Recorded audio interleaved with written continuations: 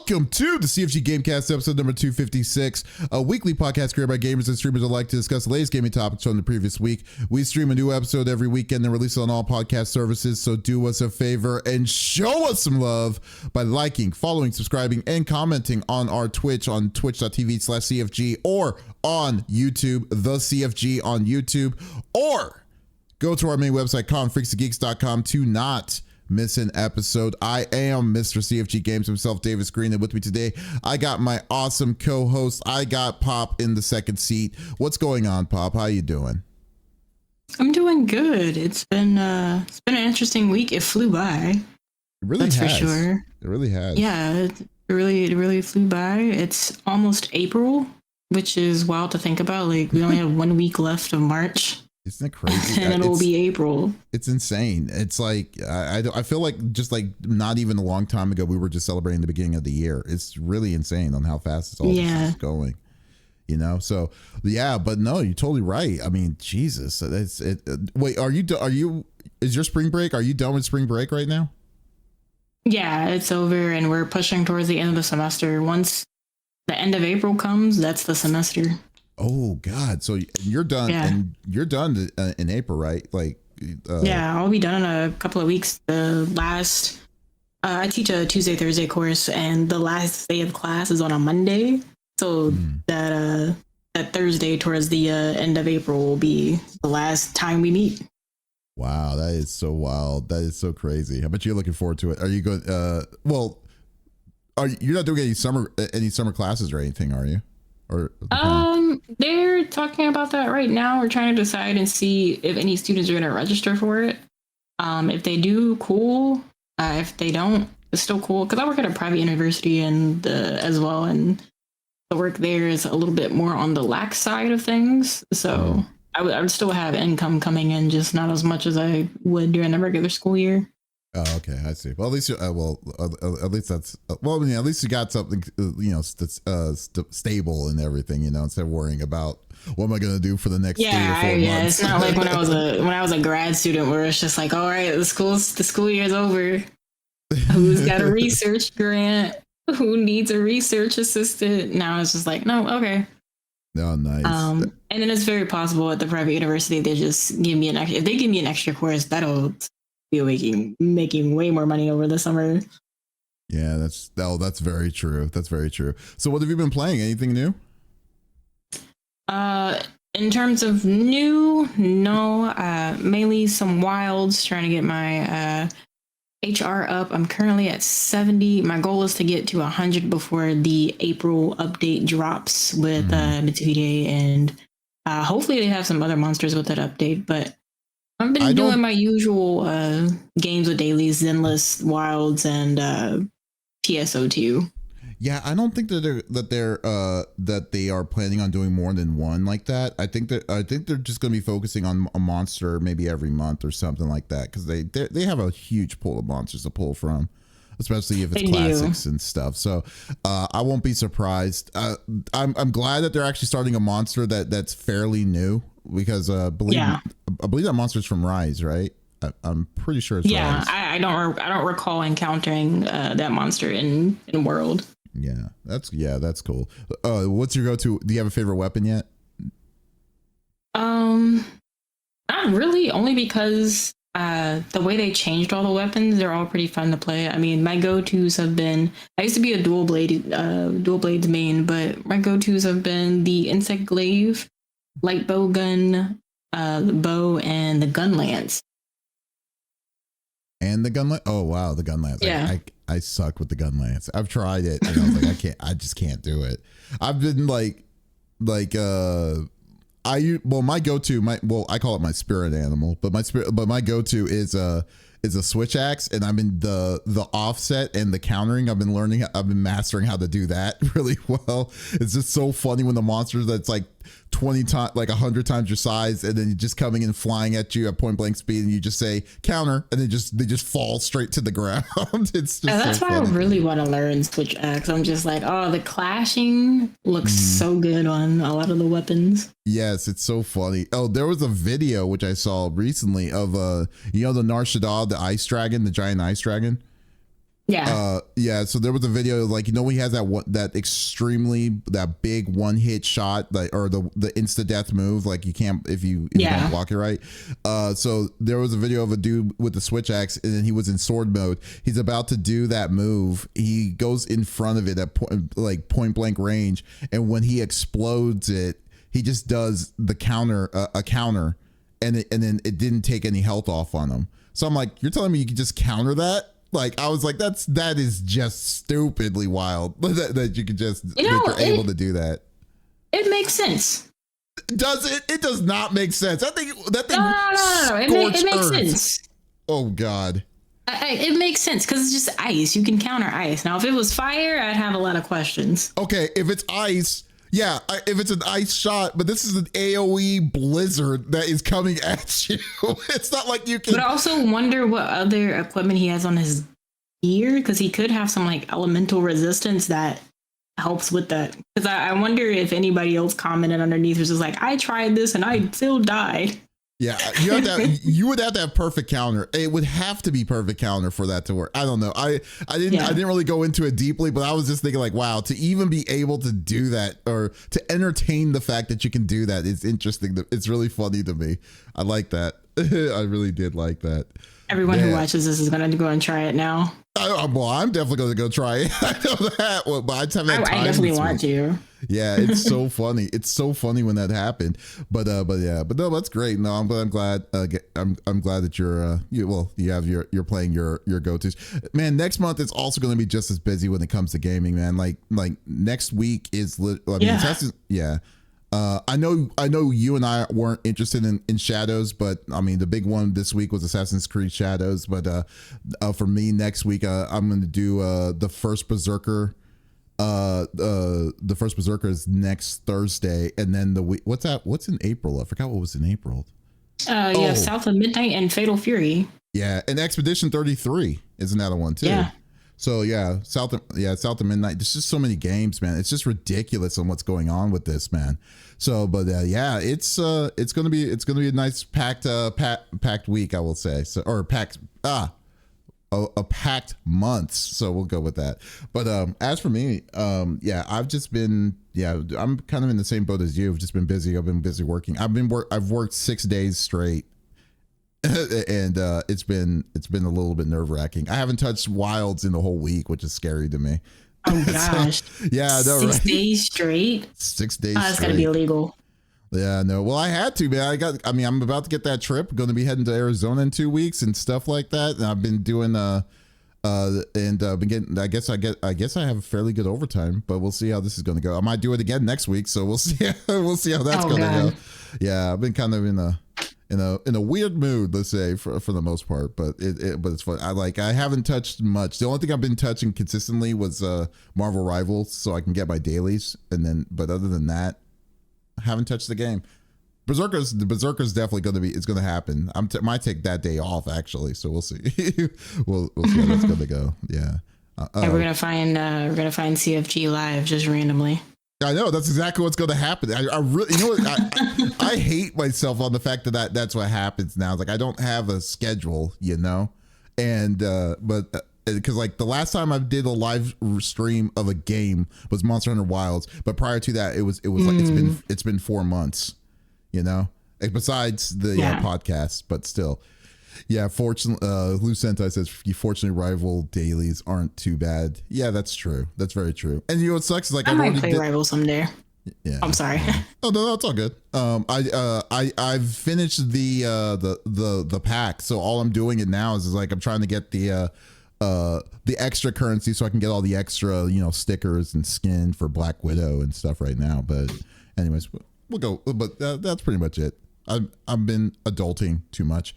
But anyways, I know y'all don't want to talk about my Marvel Rivals addiction just as much as y'all already know how crazy I am for that game. So let's go through the normal rigmarole that we like to do each and every week. So each of us chooses a topic or discussion in the world of video games. The topic would or could be a game itself or something that happened in the gaming industry. And we do not want to talk about it amongst ourselves. We want you, the listeners and viewers on Twitch and on YouTube, to be a part of the conversation as always. So if there is something you're wanting to talk about or chime in in about or whatever we talk about, by all means, type it inside the chat and we will go from there and discuss it with you. So, Pop, what are you bringing to the table, my friend? Yeah, in honor of Smitty, who is not here because we were both thinking about this topic before I had my other topic, which we're talking about, it is Inzoi. It is another simulation game, but has a lot of realistic textures and features in both its character creation and the things you can build. I've seen some gameplay of this. I haven't played it for myself, but from what I have seen, I've seen people make themselves in this game. Mm-hmm. The character creation is probably one of the most robust ones I've ever seen. Like, the options available are just, I would probably be lost in there for hours. You think spending an hour in the character creation for Monster Hunter Wilds is a feat. I would be surprised if I make it out of the character creation for this. The things they have available are so great. And it's open world, so you are able to walk around and move around and interact with things around the world. It has, from what I've seen so far, there appears to be a story in the same vein that, The Sims, all the random families, they all have their own stories you can interact with and see unfold as you play the game. But it's from what I've seen, I'm not quite sure what the stories are yet. Some of the streets seem to be Korean inspired from what I've seen. Is this a Korean game? I actually don't know who the devs are. I'll look into it. I think Krafton is one of the devs. I'm not sure if there's a specific studio for Inzoi. Mm-hmm. Let's see. They also allow 3D printing into the game, which is pretty interesting as well. 3D? Wait, what do you mean 3D? 3D printing? There's in the game? There's a generative AI thing you can do to create a 3D 3D print in the game. Wait. Oh wait, so okay, so it's not like you have a 3D printer and then you can, right. It's in the game. You're 3D printing in the game. Okay, yeah, it's in the game. Okay. Yeah, no. Okay, I was you like, don't oh my need to god, purchase a 3D printer to put things into the game. No. What an odd accessory to put inside the game. It's like, what? Okay. Yeah, no. From what it looks like, you can take an image and it has a 3D thing, and then that image is then becomes an item in the game. Okay, that makes more sense. I was like, what? Okay, that's pretty crazy. That's wild.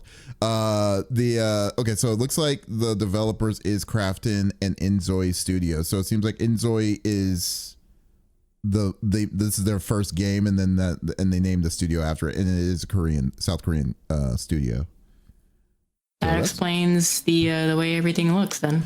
Yeah, South Korea does have South Korean games definitely have a distinct feature. It's not a bad thing, but it's just what it is. It looks like a more zoomed in version of The Sims, and I feel like this is what's that's what most people are going to look at, will compare to, especially people who are familiar playing these kind of games. Now the real question is, are they going to have their own special language? You know what I mean? Like Sims talk or whatever, So yeah, that is true. Yeah. And also, you know what, even though this game is beautiful, really good looking for the base game, the mods are just going to go insane, especially how the community is. If the Sims community has shown me anything, people who are going to be into modding these kind of games is just going to get even crazier. With I will say with the mods, they might wait because the first free DLC update comes out in August, and then a second one is following very swiftly behind in September, actually. Oh wow! Well, that's that's the free DLC. You know what? I would love. All the DLC is going to be free, but they're doing updates starting in August. So is the game I know the game isn't officially out yet, but is the game on what's the game status currently right now? Like is it something that people have access to, or is this do you have to do something special to get into it?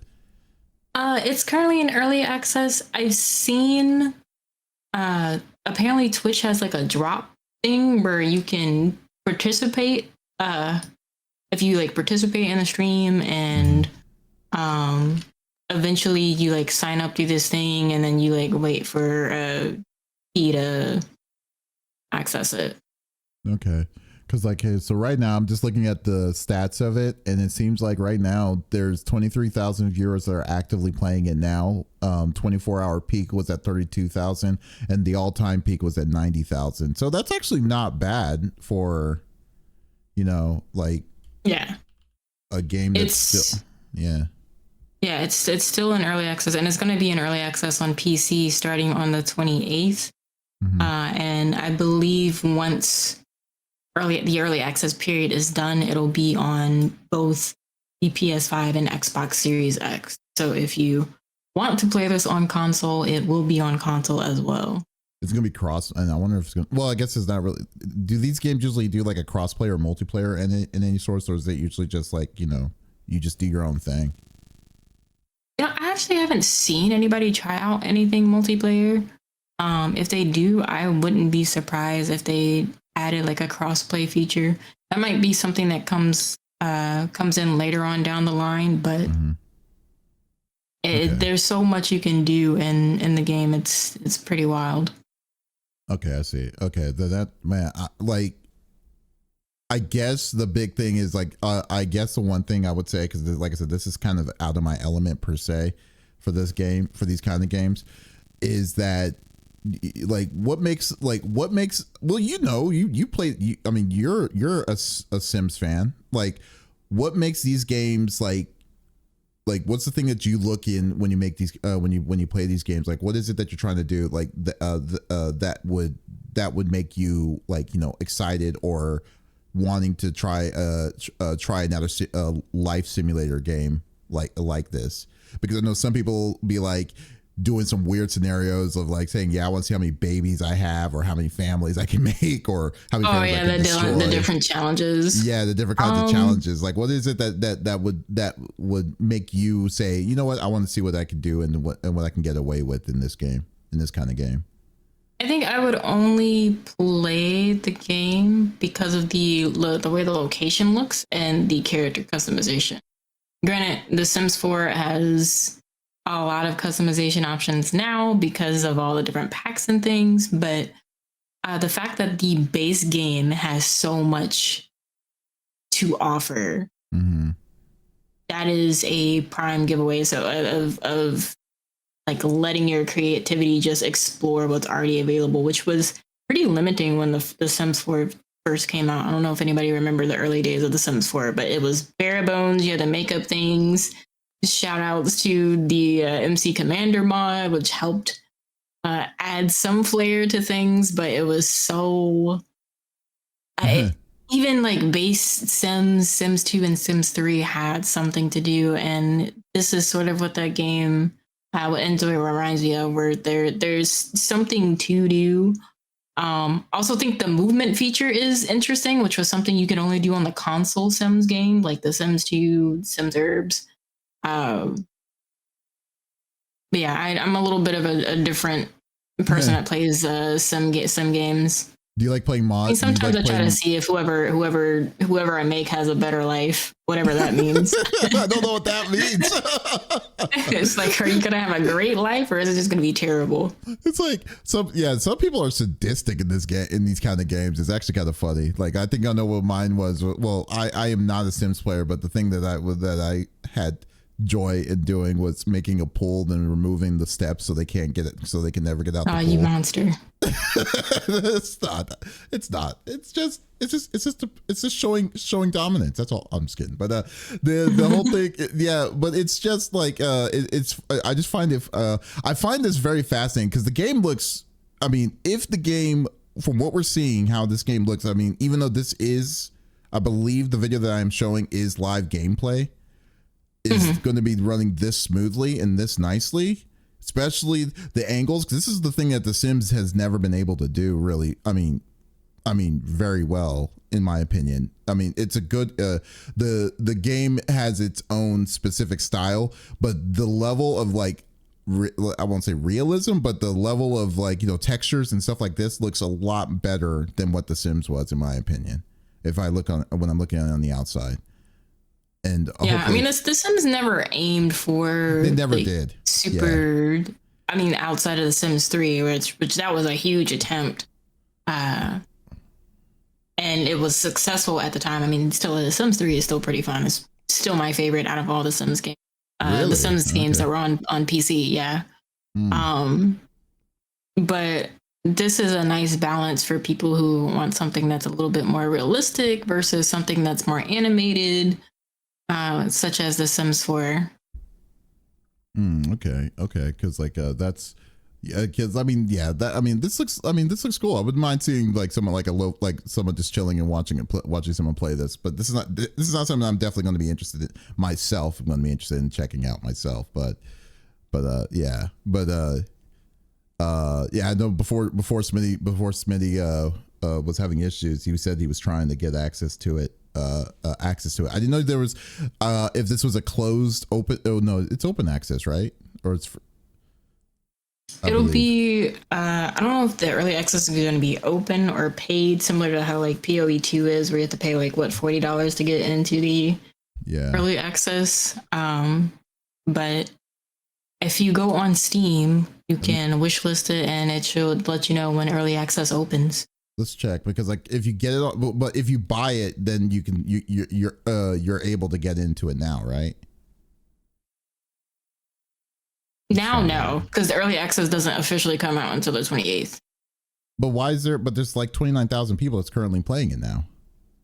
Creators that just got a key. Oh, yeah. They got creator key. Okay. So every life becomes creator keys. And then there's a Twitch drop as well that lets you get a key from watching someone play the game. Yeah. Got you. Okay. So that's what it is. Okay. Wow. That is so, yeah. So really, So really, what doesn't even make sense, then then this review that this one person did didn't even make any sense at all. If it's like not that accessible, I mean, Jesus. Okay. Anyways, that's cool. Well, it says the release date is March 27, 2025 on Steam, which is really interesting to me. But I have no idea. This one I was told about like literally like 6 months ago by Smitty. And because there was two that was going to be coming out. One of them got canceled literally like a week before it was supposed to come out. And then this was the other one that was going to take place, but we didn't have a release date for this. So this looks, I wouldn't mind watching someone check this out and try streaming it. But the customization looks really cool. So we'll see. But I will say it is unrealistic to expect it to be a Sims killer or. I'm not expecting it to be. It'll definitely give it some good competition, but with I don't know if EA is still going with this, but they had mentioned The Sims 5. I think it'll be some good competition as that is in development and as they're working on. The different packs and things that they have left for The Sims 4. Haven't they been dangling that Sims 5 carrot for like years now? No. So it was only recently. Yeah, it was officially announced last year, I think. Okay. Well, the development was talks of development of it was underway, and that was officially by EA. I don't pay attention to leakers. Yeah, that's true. Yeah, leakers. I typically block them, but no, that's fair. That's fair. Well, I mean, we'll see. We'll definitely see what Inzoi is going to come. It looks fun. I mean, I definitely will admit it. Definitely looks really good. Hopefully it says teaser, EA teaser. That's interesting. That can't be coming out anyways, no, I digress. But anyways, we'll see where this is going to go and see, hopefully we'll see some better things when it comes out soon, when it officially comes out. So if this release date is right on Steam, because it says that means it says it should be coming out next week for everybody, which is going to be crazy if it is. Yeah. But we'll see. Oh, it says early launch March 28th. So yeah, so it comes out. So early launch is going to be available. So you could buy it, and then you can play then until probably the official launch or whatever in the future, I guess. Wow, this is crazy. Yeah. Cool. Okay. Anyways, that's cool. Well, yeah. So there you go. Inzoi. If you're interested, definitely check it out. I don't know if it has the pop seal of approval, but if it does, you should definitely check it out. So there you go. I won't know yet until I get my own hands on it. Yeah. Yeah. Anyways, okay. Well, what was your second topic there, Pop? Well, the topic I was actually going to come talk about was Bleach Rebirth of Souls, which is another big title that came out this. Yeah, well, actually. The real topic was this. the real topic. Yeah, I'm revealing my master plan. Exactly. Just slowly but surely. I just went from my Shikai to Bankai pretty much. Exactly. But Rebirth yeah, it came out this week. I've been keeping my eye on this game for a while. I don't get paid until this upcoming week, so I haven't bought the game myself. Mm-hmm. But even then, from what I've seen, it still has my stamp of approval, especially since it is a little bit reminiscent of the Budokai games. Like, I know some people might be like, oh, it's an arena fighter, but I'm like, the movement from what it looks like is like they're doing what they do in the show. You're either flash stepping or doing a quick step. And so the movement might feel a little weird to some people who have never played a 3D game or played a game at a particular angle where you have to move in a certain way to dodge attacks or to have the proper inputs.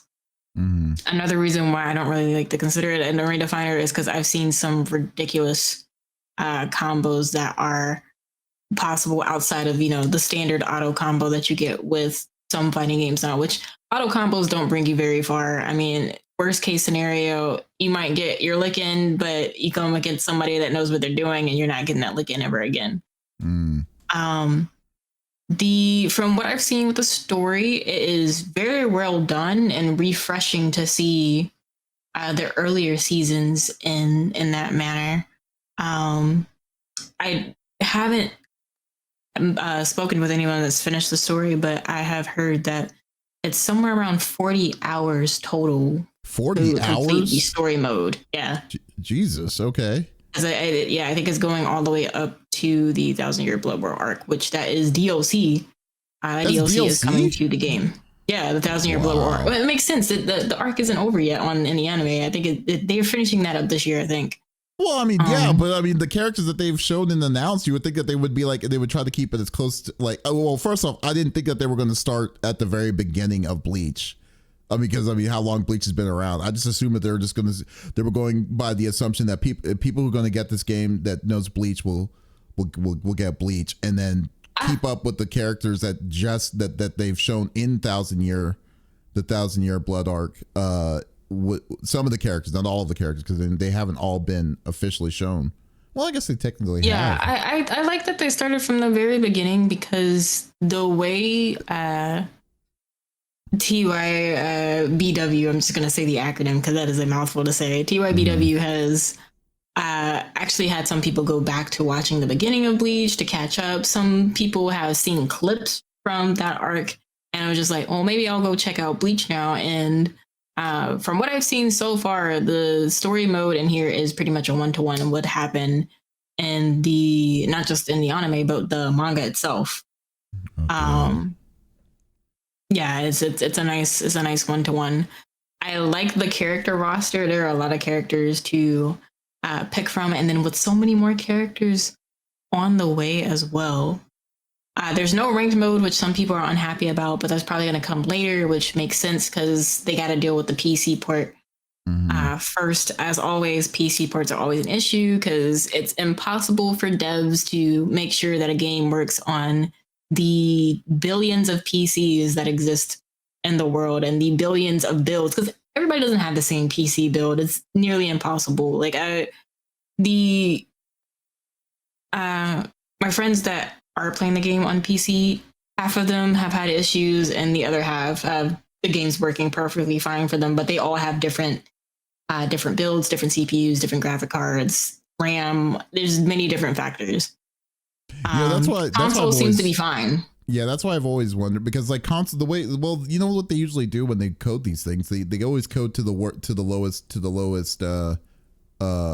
lowest, and then they go up. So like the game was really meant to be played. I mean, I'm saying meant to be played, but it was coded to be stable on console, because you can easily set the limit to what console can do, and then do a port on PC. And then if you have a 4K or, you know, a really expensive PC that can basically, you know, see the future and meet Jesus, I guess. But like, if you're able to do all that, then it's like, okay, then we can do it. But that's what causes all the craziness of these issues. That's what kind of makes me want to like certain games that like certain games, not all games, but certain games like this, especially anime fighters, because I don't usually take anime fighters really too seriously, except, you know, some of them like Guilty Gear or maybe Granblue when I used to play it a lot. But like these kind of games, I usually just be like, okay, this is going to be a console. This is a console one for me, you know? Because I don't care about the graphics and the fluidity and stuff. I don't care about graphics in fighting games. Some people are complaining like, oh, you know, I can't play this in 4K. I'm like, it is a fighting game. Yeah, all I care about is frames. Yeah, FPS is going to be your most important thing. If I'm not getting my frames, then that's going to be an issue, because that affects my inputs.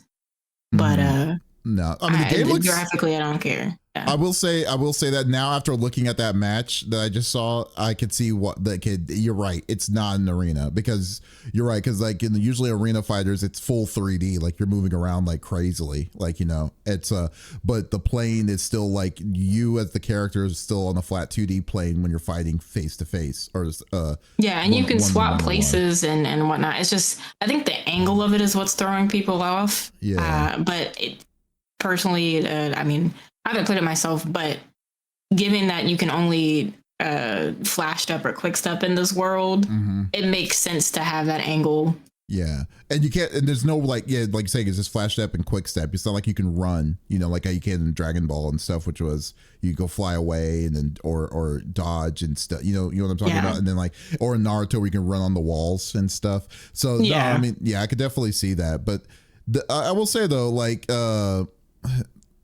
I mean, I don't know. I have a love-hate relationship with Bleach, because Bleach really kind of like, I loved Bleach when it first came out, then like the one arc, but then after that arc, it just lost me. And then I actually sat down and just get off my high horse and tried and watched or not watched, but read TYBM or whatever, or TYBY, I can't remember what it was. The 1,000-Year Blood. W. Yeah. Oh yeah, there you go. Yeah, W. And I was like, okay, it's gotten back to form. The last season of Bleach has gotten back to form to what I liked about it originally, because 1,000 Years is really good. But it just took so long to get there. I think is what really was annoying. So I like the fact that was just the world building, because once you get to the spoilers, guys, once you get to TYBW, all the characters that you've met along the way that, you know, didn't get, you know, axed, dead, or just completely annihilated, they pop. We see them again. You know, but I didn't mind that. What I did mind was the story of, like, you know, when like with Ichigo. Spoilers again. when Ichigo loses his power. We should really have a spoilers cast for this. I know, right? But you know that is true. We could. we should do that. That's a good idea, Pop. But when Ichigo lost his powers originally, you remember, because when he fought Aizen. Yeah. And then they made an arc of him gaining a different kind of power just to immediately lose it. Just so he could find a way to get his original power back was dumb, is all I'm saying. You know? I can agree to disagree, only because the other power, I think it was stated what the other power actually was, because then you find out Ichigo's full background. I'm like, oh, okay. Because originally, like, when you see that arc, I'm like, well, what was this other power? Like, why can't he just go back? And then you get to TYBW, and then it's just like, boom, this is what his actual past is. And now I was like, that's what happened. But that's just it. It didn't even tie to any of it. It wasn't even a mix because of his lineage, but it was the fact that it was like, oh, he's a human. You remember, like, what was the name of the bad guy? I gotta look him up. But the bad guy. It wasn't necessarily because he was human. Because remember, this is towards the beginning. Aizen pretty much looked at Ichigo like a science experiment. That's more so what I'm referring to. Yeah. Oh no. Oh, okay, wait. No. So I think we're thinking about two different things because it's not the one I'm talking about. Like I know what arc you're referring to, but I forgot what they called that arc. The Soulbringer arc. Yeah. Was that the one when he's like doing this weird job for this lady or whatever? And what's it called? I forgot what it was called. Anyways, it wasn't because he's a mix of everything at this point. Because we know that the big three was Shinigami, Hollow, and Quincy. But then there was a fourth one that was not as strong as any of those three, but because he was when he lost his powers and he thought he lost his powers for good, there was a different power that he could get Fullbringer. I'm sorry. Yeah, Fullbringer. Thank you. When he was Fullbringer, so he unlocked the Fullbringer power just to lose it, and you know what? It's funny. It would have been fine if he lost it faster, but dude, this thing was like a 30 or 40 episode arc. like I was like, what? So it was so annoying. That was annoying. Okay, here's the funny thing about that. So it's how do I put it? The powers are still within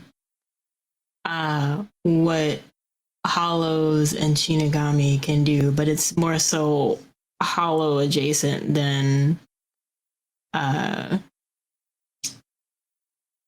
what's it called? The Shinigami adjacent. Yes. Yeah. But the only reason why he was able to do it is because he didn't have the power. He didn't have the Shinigami or Hollow power in him at that time. He still has the Hollow. He still has the Hollow power there. Oh, because of Aizen. Yeah. Yeah, but he wasn't able to tap into it anymore when he did his ultimate move or whatever when he took out Aizen, at that part. Well, that was strictly his Shinigami ability.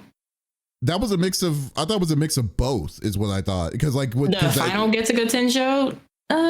Yeah, because he tapped into, after he did his Bankai, he tapped into some of his Hollow power and then he used the Shinigami power. And the reason why he lost both of them was because he depleted the energy with that one attack on both sides. It was allegedly Hollow power. You gotta remember the other part that exists. But that's what I was saying. But that's plot armor. That's what I'm saying. But I'm just saying that when I'm just saying, you know what? First off, are the Fullbringers in this game? Do you know? That's another thing. I didn't even think about it. I haven't seen anybody get that far in the story, but none of them are playable. Okay. If that's what you're referring to, none of them are on the roster. Okay, because that would be that should be DLC too, in my opinion. Because there were some really unique abilities with it, but the whole premise of a Fullbringer was my mom got attacked with a Hollow, and the power is the residual power stood there. Yeah. And so I was born right after. It was a synthetic. It's a synthetic Hollow power. That's what I would probably describe what that is, because it's not as powerful. It's not as powerful as a Hollow. It's secondhand smoking. Yeah, that's what I'm saying. I hate to put it that way, but that's essentially what it is. Oh, so their moms were attacked while they were pregnant with them, and the Hollow let loose, and they were born, and now all of a sudden it's just I have these powers. The Hollows it's a support group for children. Or the gas and static shock, where we're gonna go do this gang battle, and then this gas releases, and eventually Richie is just super smart now because he had been hanging around Virgil for so long as Static Shock. He's just I have powers now too. Maybe this stuff rubbed off on me. That's essentially what it is. I love that. See, from Bleach to Static Shock, I love it. That's true. That is true. But still, it's funny. But anyways, back to Rebirth of Soul though. I'm surprised that this game is out. Who would have thought in 2025 that they would decide to bring a fighting game of Bleach, just like how in 2025 we're about to see a fighting game of Hunter x Hunter. But it's just very interesting to me that that's this is, I mean, from how it looks, it shouldn't be as good as it looks. That's all I'm surprised about. So I've been on the fence on wanting to pick it up. I don't think I'm going to pick it up because there's just too many other games I'm wanting to do, and then knowing Namco. Oh, it's always going to be there. It's always going to be there. Yeah, knowing Namco Bandai games full price. I definitely don't see this. I know some people are just like, oh, is this going to be a game that dies out in 2 weeks? Oh, absolutely. I don't think it will, considering that it started off pretty strongly.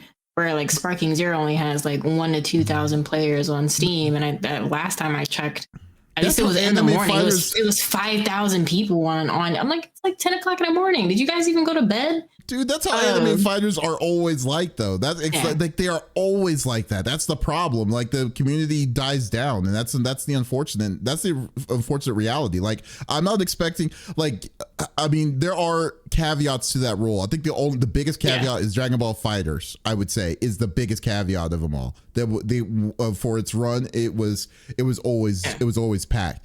I mean, now I will say with this, the marketing is very strong, considering that the last core of TYBW is coming out this year. You also have the DLC and the rank. Bandai can play their cards right and absolutely have these updates for the game come at the right time to stay engaged with the community and not have the game, at least the new people that want to play the game, fall off, because there's always going to be a core community for a game. No game truly dies until that player count hits 0. Mm-hmm.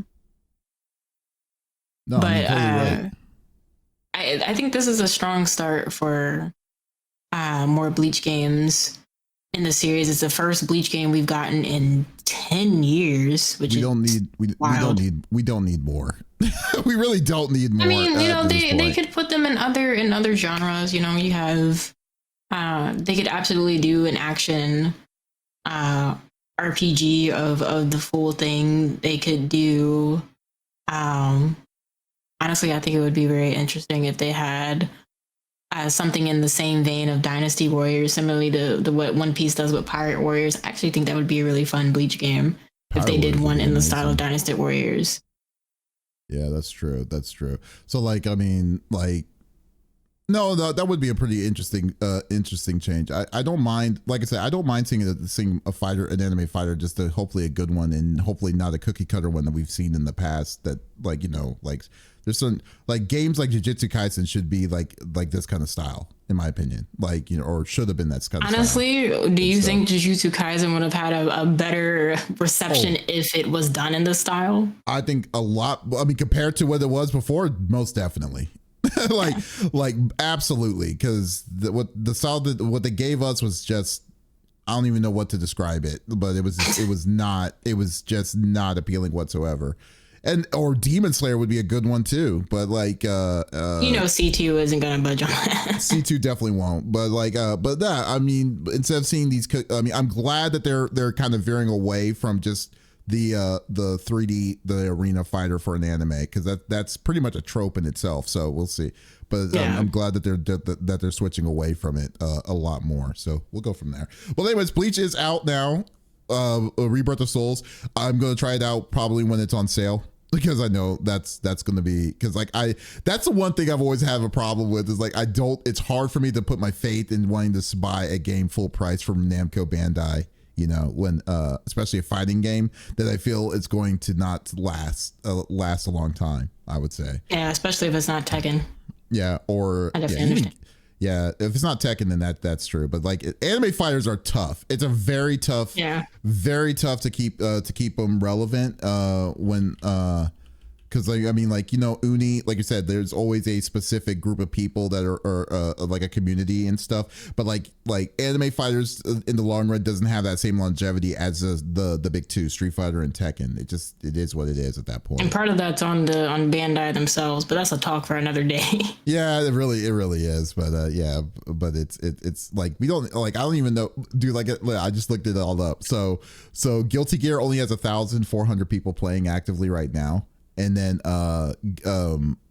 Grand That Blue. makes sense because most people are probably watching the world tour or at the world tour. Yeah, Grand Blue Fantasy Versus is at on. This is all Steam numbers, by the way, and alleged Steam numbers. It's not the official. Grand Blue Fantasy Versus is at 756, and Under Night in Birth is at 8. so No, that makes sense. Yeah, I'm just saying that, like, I mean, even at its peak, you know, it's just like, I mean, its peak was 1,377. So even then, throughout that range, it's just low. I mean, it's not bad, but I'm just saying that it's just a low range. You're not expecting high numbers. That's all.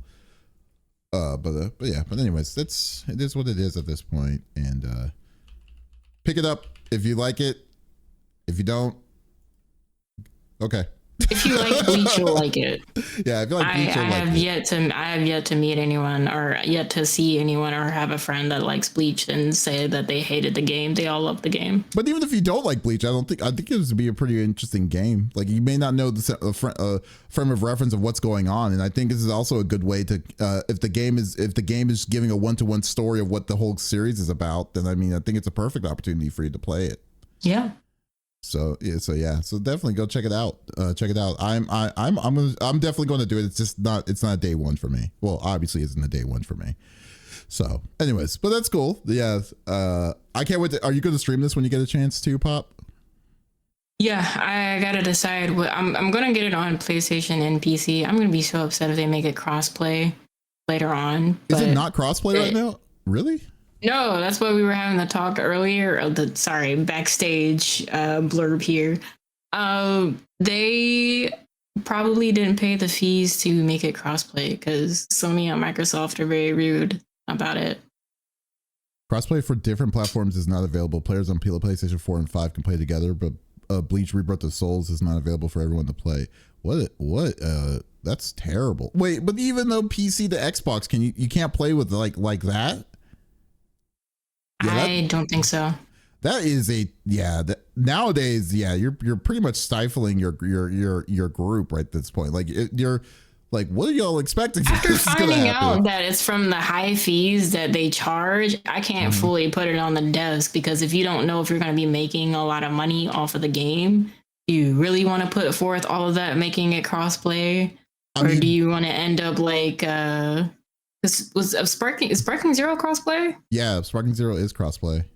Yeah, and now I don't see people streaming the game nearly as often. Yeah, but I don't think it's a matter of like streaming the game though, too, because I mean, there's also got the majority is going to be people who are not streaming but still play to have have fun with it. And I think that overall, I was thinking of Steam when I said that, but I don't think a lot of people are playing it as often as it was in the past. But nowadays, part of that might be from the frustrations. Yeah, but nowadays when it comes to like fighting games, you have to make it crossplay. There's like, I understand that it may be expensive, and I can understand if you're an indie developer, but like the amount of money that you put in, like the amount of money on like in just Steam, this game alone, I can only imagine how much it costs just to make this. It would still be pricey. But if you don't do crossplay, then your group, like you're limiting the overall community wanting to play together together each, and you're saying that the only way you can play is on that on those isolated things. You could have gone away with it a long time ago, but nowadays that's a. I don't think Tamsoft is a huge studio. Like I mean, obviously Bandai could have pushed forth the money to do it, but Tamsoft isn't Tamsoft a subsidiary of Namco Bandai? Because I mean, it's like, if that's the case, then they have backing. I don't believe so. Let's find out. I'll find out. I want to call. See. It's always going to be very interesting. Tamsoft Games. Who owns Tamsoft Games? Who owns Tamsoft? Japanese studio, founded in '92. Wow. I didn't know they. Yeah, I think they were writing solo.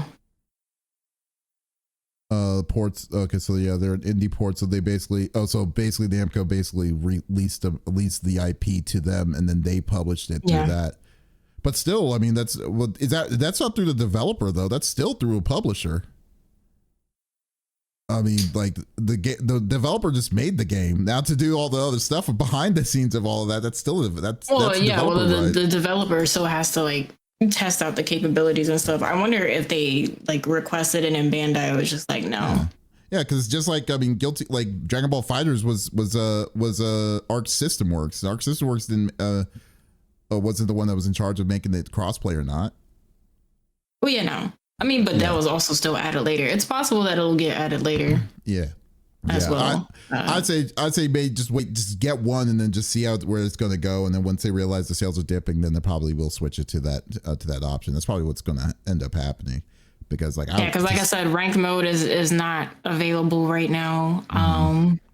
So it could be a marketing ploy where it's just like, oh no crossplay right now, and then they just do what Strive did, and all of a sudden it's just like everybody has 2 different copies of Strive because it was a crossplay when it first came out. It's so aggravatingly annoying. Like I bought my copy of Strive on console, and this was during the pandemic. So yeah. But it sucked that you couldn't do crossplay at the time. But anyways, I don't mind it though, because PC mods, but and then console, like if you don't, you just want to do something quick. I think that if you're wanting to do console, to me personally, may be a bad take, but I would do tournament play on console, like at all times, because that's the only way you can guarantee that cheating is not happening. Oh yeah. So I'm sorry if that's not a popular opinion, but that's what it is. But the final topic, it's actually kind of, I just pray to God this is actually a real one. I hope it's going to happen if it is, because it's very, we're basically, actually, I don't think we have any gaming magazines anymore, like print magazines anymore. When it comes to video online games. Yes. Yeah. So so print magazines are pretty much dead here in the US. They're huge in Europe, but not here in America. Nintendo Force is still in print. Sorry. Nintendo Force. I didn't think about that. I don't even know what Nintendo Force is. Never heard of that one. Has that been around? Did you just it has. Are you talking about Nintendo Power? Has. I know Nintendo Power. No, Nintendo Force. Okay, I gotta check this one out. I've never heard of Nintendo Force. Has this been around forever? Nintendo Force magazine? Wow. I feel like that's something that you would see at a grocery store, that you just come and peer by in the magazine section, and then you don't even think about it. Wow, you're right. You also have Famitsu. I mean, I guess we don't really have a lot of Western gaming magazines. For some reason, Japan and other countries are still thriving in that arena. Not anymore. Well, Japan, because internet's terrible in Japan, man. Oddly enough, like the one thing that you think that they would be, it's like their websites are terrible. Like you should definitely check it out. But but I can easily see why it would be very popular in Japan for that kind of stuff, and Europe. It's very strong in Europe. Wow. Very strong in Europe. Yeah, Nintendo Force magazine came out originally in January 11th, 2013. I still feel like that's still kind of new still to me, but yeah. But anyways, because they're only on the 74th issue, so no, that can't be right. Anyways, digress. One of the big magazines that were out that was shut down was earlier last year was Game Informer magazine, the one that was owned by GameStop. And it was slowly dying until I want to say August of 2024, when they announced that they were shutting it down for good. And then they had this weird chat GPT appreciation email that came out that wasn't even made by the people that were there at the time. So yeah, it was a messy breakup or a messy shutdown, to say the least. So, but when they did that, they decided to just put a 404, shut down the thing, and then all the stuff that they had in the past 30 years was basically gone. Like they were trying to preserve, trying to get people to trying to find a way to preserve what was the content that they made throughout that time. But there was no talks into that. So everything's in was gone. Recently on BlueSky, the Game Informer account, which didn't post since that time, just randomly returned back to life, and then they have it released a short video featuring the publication's farewell message itself. But at the bottom of the screen, the code appears the words "continue," as though it were an arcade game, asking if you wanted to put it in like, you know, like put in more quarters and stuff from like the old retro arcade machines and stuff. So they've then they said that there's an announcement that's coming out March 25th. Suggesting a launch or announcement for next week. So on the 25th, well, there's going to be more information that's going to be said about it. So I am looking forward to that so much, because I grew up to, like, I'm an old man, so I grew up to so much of this stuff like Game Pro, Electronic Gaming Monthly, and Game Informer and stuff. But the downside is that Game Informer is owned by GameStop. Now, if there's an announcement that's going to come in, I hope the announcement is that GameStop sold the rights or something to Game Informer completely, because, you know, GameStop's probably not going to touch, has no interest in it anymore. Hopefully they give it to the people back or something, and another company is taking care of it or owns it now. So if that's the case, oh my God, we'll be in business. That'll be so freaking money if that's the case. So hopefully, I am thinking very positively, praying to God what's going to happen, and seeing it, even if it's not a physical magazine, that's fine. Because I mean, to be fair, I haven't bought a physical magazine forever. Digital will probably be a lot easier anyways, but still, like, I think that this would be an amazing comeback story of one of the big giants of, like, you know, video game journalism. I should say journalism that's been around, that's part of gaming history in itself. So I just want to get your take, what you think about this, if it's coming, what you think about this news. I think the timing is interesting because we got GTA 6 coming out this year. Mm-hmm. And, you know, Game Informer had all of those different GTA covers from, you know, its earlier days. So I'm wondering if the comeback is, like you said, if GameStop just completely released the rights, or if GameStop, I don't know, magically just got all the funding they needed back to revive Game Informer. It's a great time for it to come back, because I still think we're in a golden age of gaming where you have different genres of games, different genres in gaming that are just pretty much thriving right now. Like, last year was the year of RPGs. This year you have, it's a good year for action games. I wouldn't be surprised if next year ended up being like the year for racing games or something like that. I don't know. We'll see. That is true. I think that like, there's a lot of news that needs to be said and done and stuff, and I think it's really cool to see, like, you know, the big one. I mean, the biggest company I would say is IGN for gaming, but I hate the fact that, like, one of the big groups is like to say that the go-to for those kind of random news to get more in-depth stuff would be IGN. I hate that. I really do. With the level of diversity that there is in the gaming community itself, as it should, as well as the creativity from all the writers and the articles that were in Game Informer that were done very well. Which, ironically, the last absolutely, I love their writing so much. Yeah, the one thing that GameStop did right was to find the right people in Game Informer. Let's say that. Yeah. But, like, to say that was just now lost is tragic. And hopefully that they, if they do come back, I hope that there's not, I won't say it's, well, I mean, I hope there are safeguards for it to not just randomly disappear the way they did.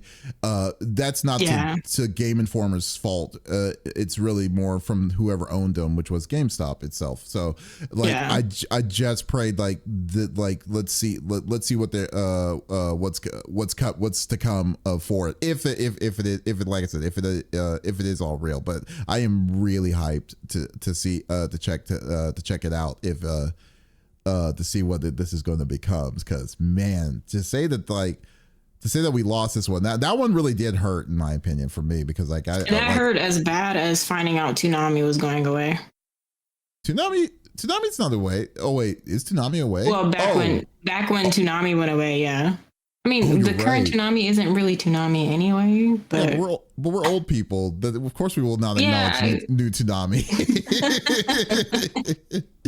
I mean, but yeah. So wait. Like, seeing that announcement made me think about when Toonami went away. I'm like, man, this hurts. haven't felt this pain since Toonami said, "Oh, this is gonna be our last time." I'm like, what? What's your Toonami? Like, what was your Toonami block for you? Back during. Okay, I have to go from what I remember because I hit my head when I was younger, so I don't really remember anything before I was 5. Okay, So I distinctly remember because I was watching Rurouni Kenshin when it came out. I remember, and my dad was just like, "Oh, your favorite samurai show was on." And I don't know if he just saw the katanas and was just like, "Oh yeah, this is the show that she watches." It was freaking Samurai Champloo on the Adult Swim block. Right. And then I remember the Toonami block being like, check it out tomorrow where we're showing, Dragon Ball Z and Yu Yu Hakusho, all this other stuff. So I had the good 90s. Okay. The first time I experienced Toonami was the 90s block. Okay. Because the one I remember, the Toonami that I remember was probably 90s, early 2000s. Yeah. Well, OG Toonami for me back was before they decided to do anime. That's what it was for me, because I remember Johnny Quest, which was a terrible show. It was like they basically, Haji was a slave. I mean, let's just call it out. I think Toonami had just swapped from doing the Johnny Quest thing. Yeah. When I had actually started watching it, because I didn't really know what it was. If I was going to bed early, if it wasn't Ed and Eddie or anything else on Cartoon Network, I was gone. Yeah. The one I remember was Tenchi Muyo was one. Oh God. Yeah. Then it was Yu Yu Hakusho, Gundam Wing, and Outlaw Star. That's the one I remember. You just unlocked a memory for me, because I remember the Toonami block where they showed. This is why I hate mechas. They had a whole week of Gundam. And I was so upset because I wanted to see new episodes of Yu Yu Hakusho and some other series, but it was nothing but Gundam. And you know what made it worse? They started earlier. They started 5 o'clock in the afternoon. So not only was I coming home from school thinking I was going to get a new episode, it was just nothing but giant robots fighting everywhere. Yes, because I remember, because the earlier show was the edited version, and then the Toonami show was the unedited. That's what it was. That's what I remember it to be. God, you're right. I totally forgot about they called it Gundam Week. I'm like, because there were so many episodes. There was 50 episodes. So it's just we just have so much. We had to do it. Oh God, that's so funny. Because Jesus, that brings me back. Yeah, that's my Toonami. I'm the old man with the yard chair in my front yard with the saying "get off my lawn" situation. It's like, this isn't real. But anyways, I digress. Well, anyways, Game Informer coming back. That's the point. So there you go. Hopefully Game Informer's return is not like Toonami's return or alleged return. Yes, or the please let all the original writers be there. I might cry a little bit on the inside. Oh God, yeah. I hope the folks that left. Well, what's weird, what's interesting is that when Game Informer closed down, there was only a small handful of people. I think there was only 10 people that were working for Game Informer. So so it was very small. So it's very possible they could get their jobs back. But I bet you there has to be some sort of if you gotten back for that situation, I wouldn't trust the upper management at that point, unless the upper management they better changes. get a very nice sign bonus. Big time. So there you go. But folks, thank you for listening to episode number 256 of the CFG Game Cast. Thank you for being a part of the conversation as always. We will be back again next week with a whole new set of different kinds of topics and discussions. We'll hopefully see if Smitty comes back with a brand new computer being more stable as it normally is. But if you did miss out on this episode, that is perfectly all right. You could check us out on all our podcast services like Apple and Apple Podcast and what's it called, Amazon Podcast and stuff at the beginning of each and every week on Monday. So there is absolutely no reason to miss out on our sexy voices. Ooh. That's my best Smitty impersonation. You guys also be sure to check out our review, Vince's review on Atelier Yumiya that just came out yesterday. It's a really good review, and I think everyone was enjoying it. But in the meantime, on our website, confreaksandgeeks.com. But once again, this is Davis and Pop signing out. Y'all, take it easy.